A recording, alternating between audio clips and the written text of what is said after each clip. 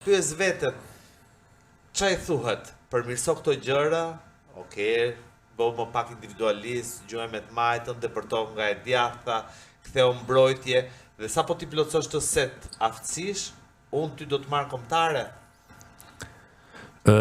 Tani, sidomos daljan shkolla futbollit thonë që formacioni fitues nuk ndrohet. Edhe unë nuk jam një nga ata, si më thënë, për krahasim më të mëdhenj Silvinios, edhe pse e ka rritur kombëtaren ton, edhe në anën e futbollit, por nëse tek Anis Mehmeti do e kuptoja deri diku, personalisht tek Ernest Muçi nuk e kuptoj.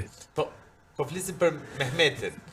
Ndaj do të lidhet te Muçi. Do të akoma i bujshëm çfarë ka realizuar 2 vjet e fundit ai, sesa Mehmeti në Angli. Shiko, pa diskutim që duhet provu, por në krahun që luan Mehmeti, le të themi, për mua Arber Hoxha, unë e preferoj para Mehmetit. Unë e kam Edhe Hoxha është futur me vonesë, Po, edhe Hoxha.